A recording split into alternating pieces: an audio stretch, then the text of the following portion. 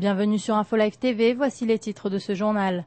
Le président syrien Bachar al-Assad effectuera ce mercredi une visite de travail en Russie à l'invitation de son homologue russe Dimitri Medvedev. Les deux hommes d'État qui ont souligné la nécessité d'une coopération discuteront des relations bilatérales, du processus de paix au Moyen-Orient, ainsi que des derniers développements dans la région. Selon certains analystes, la Russie pourrait bien revoir ses liens avec Israël et prendre la décision d'augmenter son assistance militaire aux pays arabes, dont la Syrie.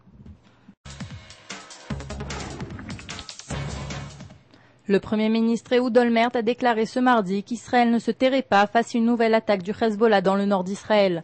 Selon le Premier ministre israélien, le mouvement chiite est en train de se réarmer afin de prendre pour cible des civils.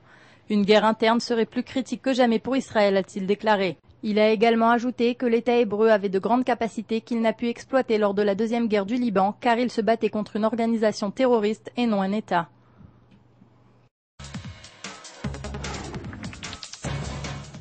De nouveau, une roquette Qassam atterrisse dans un terrain vague du conseil régional de Shahar HaNegev. Cette fois aussi, on ne déplore ni blessés ni dégâts. Le président du conseil a déclaré que le gouvernement ne faisait pas tout son possible pour protéger ses habitants, et même lorsque le silence est total, la peur continue. C'est plus d'une vingtaine de roquettes qui ont été tirées sur Israël depuis le commencement de la trêve signée en juin dernier. Le tir de roquettes depuis Gaza vers le sud d'Israël a conduit les autorités israéliennes à fermer à titre temporaire les points de passage de la frontière entre le territoire palestinien et l'État hébreu. Le ministre de la Défense Ehud Barak a décidé de riposter de cette manière au tir de roquettes Qassam ce mardi sur le kibboutz Shahar HaNegev.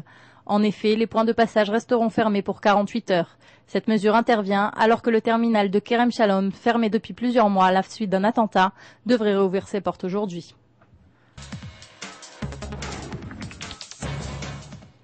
Le ministre de l'Intérieur Meir Shetrit a lancé sa campagne pour la présidence du parti Kadima ce mardi soir.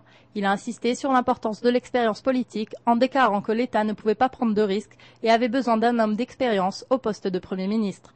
Plus de 200 personnes ont pris part à ce rassemblement. Shetrit semblait optimiste et prêt pour les élections. Il devra affronter Tzipi Livni, Shaul Mofaz et Avi Dirter, qui aussi comptent bien accéder au poste de chef d'État. Nouveau sur InfoLive TV, vous pouvez visionner toutes nos vidéos en un seul clic sur le lien qui apparaît à gauche de l'article. C'est la fin de ce journal, merci de l'avoir suivi sur InfoLive TV, la première télévision israélienne sur Internet qui émet en 4 langues depuis Jérusalem.